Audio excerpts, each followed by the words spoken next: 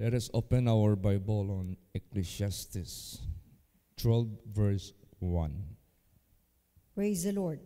Remember now thy Creator in the days of thy youth, while the evil days come not, nor the years draw nigh, when thou shalt say, I have no pleasure in them.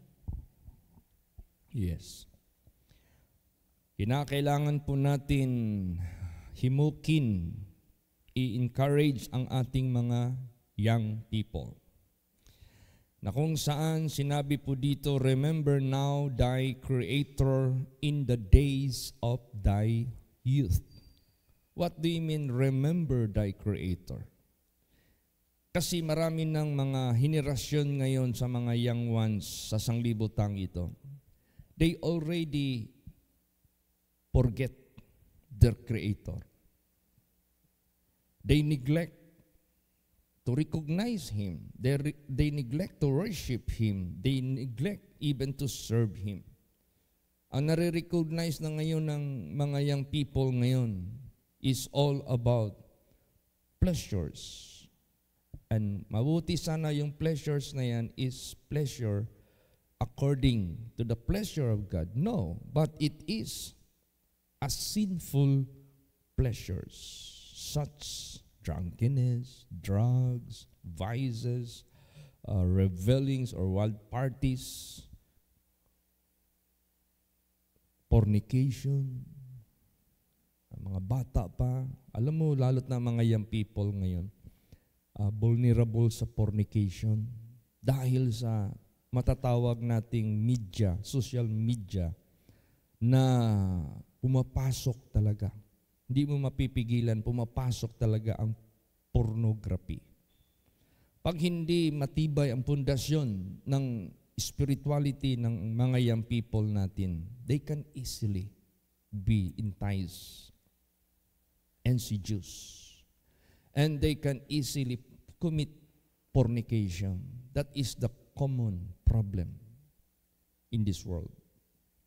Christians, Islams, Buddhists, non-Christians, or Christians man, these are the common people. Wala nang sino-sino yan. Kaya dito sa atin, kailangan i-encourage natin ang mga young people to remember their Creator while they are still young. Pag sinabing remember thy Creator while you are still young, you have to worship God. You have to obey God. You have to serve God. You have to devote your life to God. Not necessarily magpastor ka. Not necessarily kung ano pa man na mag-full-time ka. Mag-full-time, that's the best of all.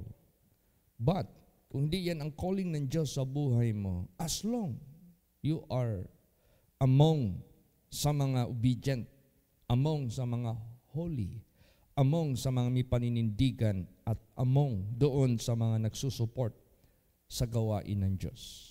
Praise the Lord. You are belong in the work of the ministry. You might be a singer. You might be a coordinator. You might be a supporter financially.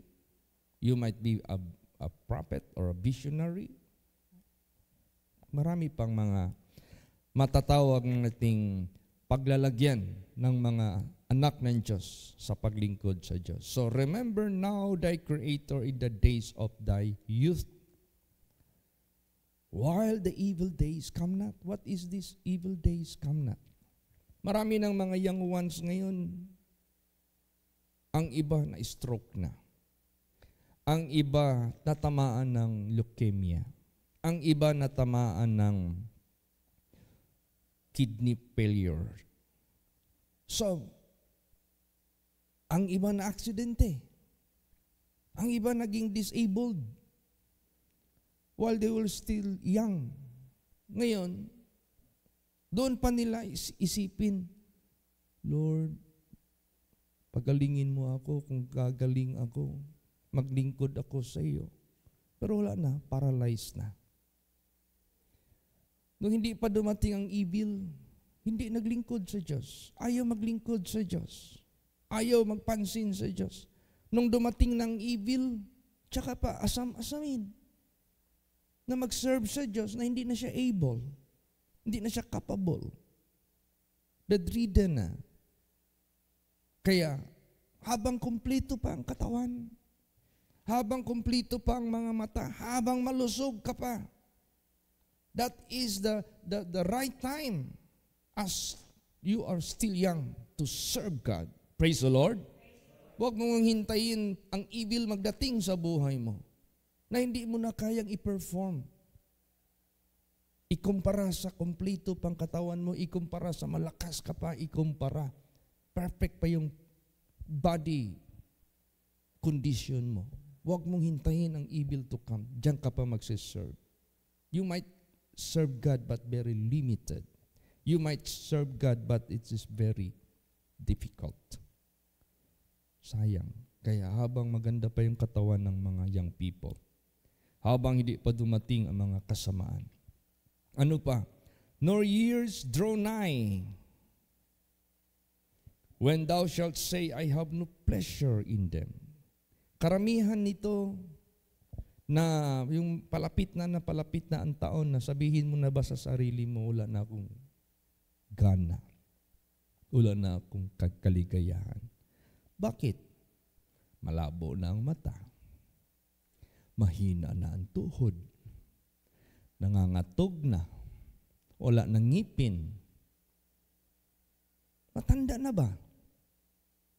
Karamihan sa mga matanda, alam mo, tanungin mo yung mga matatanda ngayon, sabihin nila sa atin na, Lord, kunin mo na ako.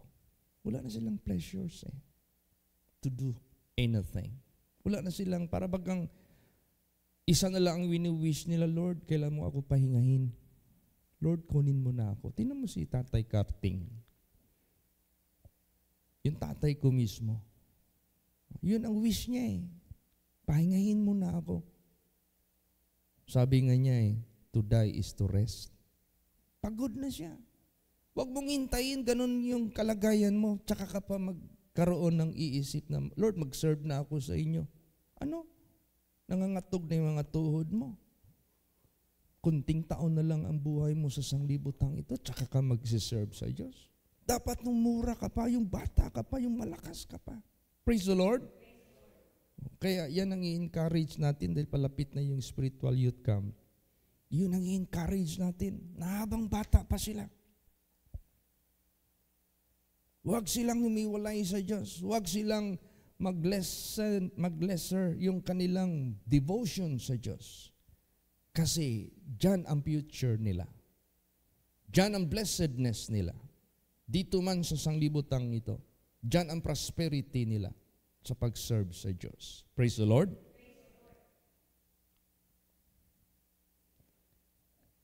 Example, basahin natin. Sino yan? Isa dito na yung people. Genesis 39 verse 2. Praise the Lord.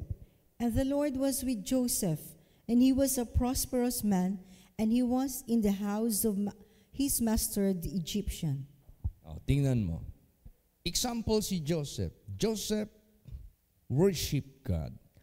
Joseph devote his life to God. Joseph fear God. Joseph, godly man, active, faithful to the word of God. And yet, he was a prosperous man. Praise the Lord. Naging prosperous siya. Nung pumunta siya doon sa Ehipto, by accident, dahil binenta siya ng kanyang mga kapatid, nabili siya ng mga Ismailites, mga traders ng manpower. Slaves, yun ang kanilang negosyo. Bibilihin nila yung mga tao na siguro yung mga tao na yan, wala nang silbi sa pamilya. Itapon na lang nila, inyo na ito, bigyan nyo kami ng ganitong pera. Yun ang ginawa nila kay Joseph. Kaya si Joseph, nakahilira doon sa mga tao na mga bubo, mga taong parang may diferensya, basta mga something. Patapon na sa pamilya. Yun ang binili ng mga Ismailites. Si Joseph matalino. Gwapo pa. Nadala siya doon sa Ehipto as a servant. Tingnan mo, highest bidder. Mahal ang benta. Malaki ang ganansya ng Ismaelites sa buhay ni Joseph. Ang naka-afford yung isang opisyal talaga. General. Hindi basta-basta. Kaya dahil si Joseph is a godly young one, godly young people, he is prosperous person. Praise the Lord. O kaya hindi mo pwedeng sabihin na mag-serve ka sa Diyos tapos sabihin mo ma-left behind ka. No. God will prosper you. God will bless you. How Joseph behaved himself as a believer of God, as a faithful young people of God. May pagsubok sa buhay niya. Diyan ngayon na, alam mo yung mga pagsubok, tukso, pahintulot ng Diyos yan mangyari sa atin. To test us. Diyan mo malalaman gaano ka katapat, gaano ka loyal sa Diyos mo. Basahin natin anong nangyari. Genesis 39:8 and 9. Praise the Lord. But he refused and said unto his master's wife, Behold, my master wotteth not what is with me in the house, and he hath committed all that he hath to my hand. There is none greater in this house than I, neither hath he kept back anything from me but thee, because thou art his wife. How then can I do this great wickedness and sin against God? Imagine that. Among the servants, alam mo napakaraming servants, mayaman kasi si Kapitan Potiphar. Among the servants, he is the overseer. Siya yung pinakamataas eh. Tapos tinukso siya ngayon ng asawa ng kanyang amo. Anong sagot ni Joseph? Paano ko magawa ito? Wala nang pinakahigit sa lahat na itinalaga ng aking master, which is your husband. Ako yung pinakamataas ng katungkulan. Tapos ako mismo ang magsamantala sa iyo. Samantala mag-alis yung husband mo, lagi maghabilin sa akin, bantayan mo yung asawa ko ha. Baka galawin niya ng mga sundalo, o kaya baka galawin niya ng mga kasamahan mo ng mga katulong na lalaki. Kaya sabi ni Joseph, hindi ko pwedeng gawin yan. Ako ang pinagkatiwala ng husband mo. At wala siyang ibang hinahabilin sa akin na higit kong ingatan, ikaw. Paano ko magawa yan? At maliban dyan, malaking kasalanan ito sa Diyos. Tingnan mo si Joseph. Praise the Lord. Matakotin siya sa Diyos. Kaya, Joseph, na-preserve yung kanyang pagka-young man. Joseph, na naging maganda yung takbo ng kanyang married life. Tingnan mo yung napangasawa niya, anak ng priest. Eh kung nagloko-loko siya, do you think i-award sa kanya yung anak ng priest? No. O wag yan. Nasa Bible, nasa batas na kung ikaw ay marumi, hindi ka pwede mag-asawa ng mga gano'n na mga holy.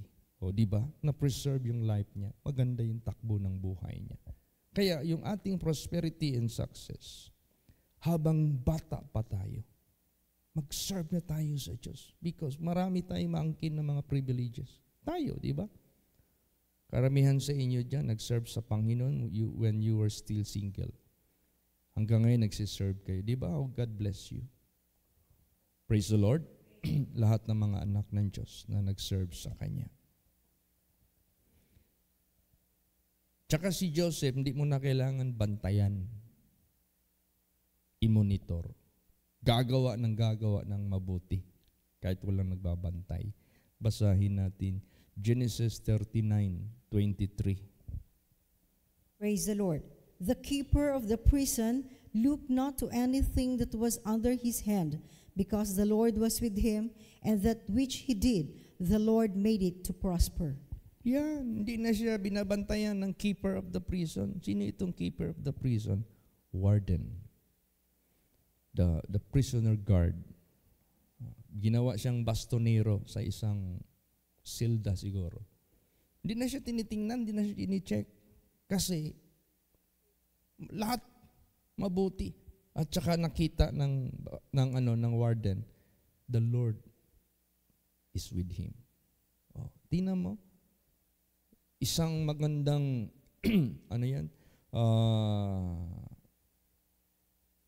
yung katangian sa buhay mo na ang mga tao nakakakilala sa personality mo that the Lord is with you. Di ba ang ganda? Praise the Lord. Oh. Ang laking niyan ng kumbaga pa impact sa pagkatao mo na you are kapiyalan. Ang mga tao mo piyal nimo. Kay ang Diyos na kig-uban nimo. At nakita rin nila, aside the Lord was with him, the Lord made prosper what he will do, what he did. Anong ginawa niya, anong gagawin niya, nakita nila na pinaprosper siya ng Diyos. Kaya, maasahan siya. Ganun na mga young people, lahat mangyayari pag mag-serve ka sa Panginoon at your young age. Praise the Lord. Huwag mong hintayin, evil will come. Huwag mong hintayin when few years left. Sabihin mo na, I have no pressure. Huwag mong hintayin yan habang bata ka pa. At itong paglilingkod sa Diyos, dahil if you serve God at young age, maybe you are not yet legal. You're still minor. But you can still serve God. Praise the Lord. Kailangan niya ng support ng parents. Kaya tayo ng mga parents na nandito sa Panginoon, pag pinili ng anak natin to serve God, let's say mag-full-time sila, suportahan natin. Praise the Lord. Huwag mong sabihin na, tsaka na. Ma, tsaka na tayo mag-decide, ma. Pag magkaanak tayo ng 8, kung sino pinaka-bobo dyan, yun ang ipaserve natin. Ha? Kung sino yung walang silbi na makita natin walang potential, yun ang ipaserve natin. Pero yung mga bright, gawin natin yung abogado, gawin natin yung negosyante, gawin natin. No. Pag may mga anak tayo, kahit ano pa ang kanyang potential sa sanglibutang ito, pag pinili niya mag-serve sa Panginoon, offer it. Praise the Lord. Give the best to God. Tingnan mo si Samuel. Basahin natin. 1 Samuel 1:28. Praise the Lord. Therefore, also I have lent him to the Lord. As long as he liveth, he shall be lent to the Lord, and he worship the Lord there. Yan. Bata pa si Samuel. Dinala na ni Hannah, yung kanyang mother. Pina-assist na niya sa chief priest na si Eli. At ang sabi ni Hannah, let him serve the whole life, his whole life. O anong nangyari ngayon? Napahamak ba si Samuel? Naging kawawa ba si Samuel? No. Basahin natin 1 Samuel 2:26. Praise the Lord. And the child Samuel grew on and was in favor both with the Lord and also with men. Ganun pala yan, pag mag-serve ka sa Panginoon, ang favor na tanggapin mo, both from the Lord and with men. Ibig sabihin yan, you are privileged, you are so blessed. People show favor to you. Number 1, ang Diyos magpakita sa iyo ng favor. Matalino ka, marami kang mga nagagawa ng mga extraordinary things, you are gifted, you are blessed by God. At ang mga tao naman din, dahil masaya sila sa buhay mo, they show support to you, favor to you. Maraming magbibigay sa iyo, maraming magtutulong sa iyo. You are not helpless. Praise the Lord.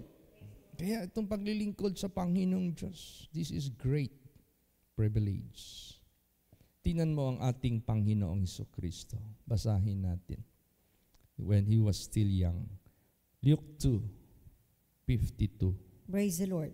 And Jesus increased in wisdom and stature, and in favor with God and man. Yan. Hindi lang yan nangyari kay Samuel. Even to our Lord Jesus Christ, Jesus increased in wisdom and stature and in favor with God and man. Is that applicable pa ba yan ngayon? Effective pa ba yan ngayon? Yes. Anyone, kahit sino, still the same ang favor ng Diyos. Praise the Lord. Kaya let us encourage all the young people that they must remember their Creator to serve. They must remember their Creator to honor. They must remember their Creator to worship while evil is not yet come.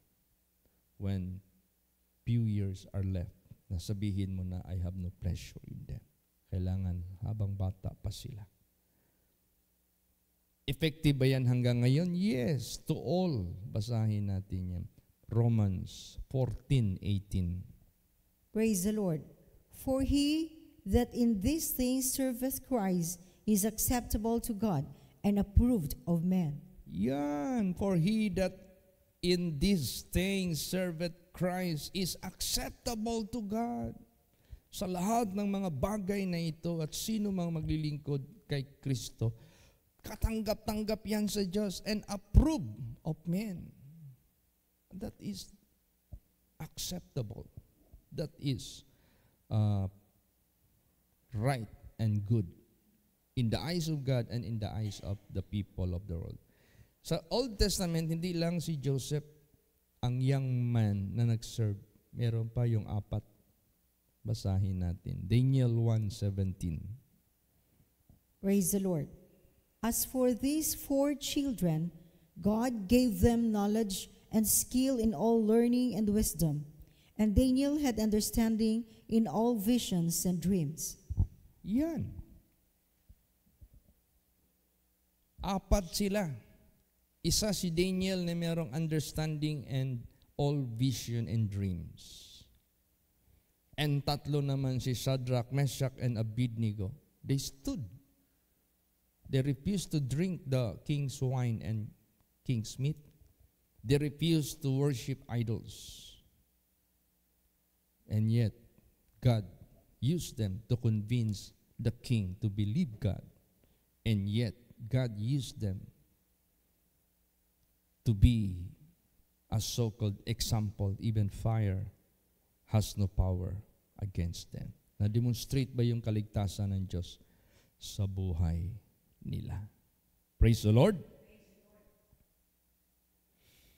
Kasi,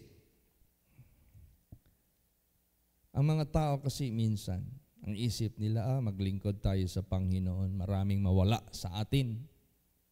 Hindi na natin hindi na matupad yung gusto nating sariling gagawin. Kasi natali tayo sa Panginoon. Ayaw nila. Ayaw nilang mag-rule ang Diyos sa kanila. Ayaw nila ang Diyos ang masunod. Sarili pa rin nila. O sige, tuparin mo lahat ng gusto mo. Huwag kang magsunod sa Diyos. Tingnan natin anong resulta. Basahin natin. Ecclesiastes 11:8. Praise the Lord. But if a man live many years and rejoice in them all, yet let him remember the days of darkness, for they shall be many. All that cometh is vanity. Wala.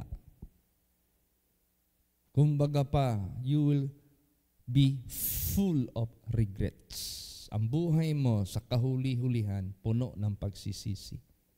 Puno ng pagmahay. Puno ng pagsisisi na wala namang lunas. Samantalang binigay mo ang buhay mo sa Diyos, magpa-prosper ka pa dito, tatanggap ka pa ng favor sa Diyos, tatanggap ka pa ng favor sa tao. Sa end ng buhay mo, hindi ka nahihinto sa pagpasalamat sa Diyos. Why? Bakit hindi ka na maghinto sa pagpasalamat sa Panginoon? For eternal blessings, for eternal riches, for eternal glory, for eternal life. That is endless. Samantalang sa maikling panahon, pinagyamot mo yung buhay mo, you rejoice all the iniquities, the sinful living. And yet, maging vanity lang lahat. And the days of darkness shall be many. Wala kang mapala. Kaya yan ang dapat maintindihan ng ating mga young ones. Praise the Lord. Ng ating mga young people. And beside that, we are so limited. Nung una, nung aabot pa ng 900 ang edad ng tao, mag-edad ka ng 90, young people ka pa noon. Praise the Lord. Pero ngayon, iba naman ang panahon ngayon. Mag-edad ka lang ng 70, sabihin na ng mga tao, pag minamatay, ilang taon yan? 70. Bonus na yan. Ilang taon? 80. Bonus na yan. Pero noon, yung 90,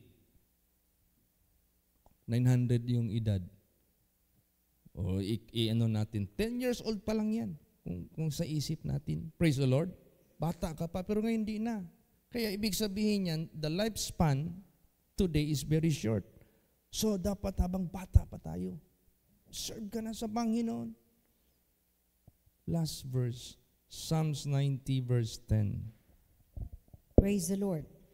The days of our years are 80 years and 10, and if by reason of strength they be 80 years, yet is their strength labor and sorrow, for it is soon cut off, and we fly away. Yan. Ipuputulin na yung labor mo. Puputulin na yung sorrow mo. You will fly. Wala na. You will be gone. O, diba? Si Sister Raquel, 76. Fly na siya. Si Sister Judith, fly na rin siya. Yung nanay ko, nag-fly na rin. Sister Binay, nag-fly na. Sister Baby, nag-fly na. Sister Feli, ganun lang buhay, napakaano lang, ikli lang. So, huwag pang hinayangan at your young age na ibigay mo ang buhay mo sa Diyos. Hindi ka naman aabot ng 500 years. Praise the Lord. Remember that. If we are going to apply the old times na aabot ng 600, 700, 900, kahit pa 80 ka, young one ka pa rin, young people ka pa rin. Kaya, salamatan natin ng Diyos dahil nire-remind niya tayo ng mga servants of God to encourage our young people and our children not to stop serving God. Praise the Lord. Yan ang dalangin natin at ating i-encourage lagi. And this is in preparation for the spiritual youth camp na darating sa kanila. Kailangan matanim yan sa isip. Or else, may engage sila sa fornication. Or else, may engage sila sa drugs. Or else, may engage sila sa robbery. Or else, may engage sila sa immorality. Di ba? Kawawa sila. Kaya, to God be the glory. Let us pray and let us encourage our young ones to serve God at their young age, while the evil is not yet come, nor when they will say, I have no pleasure in them. Praise the Lord. Magsitayo po ang lahat.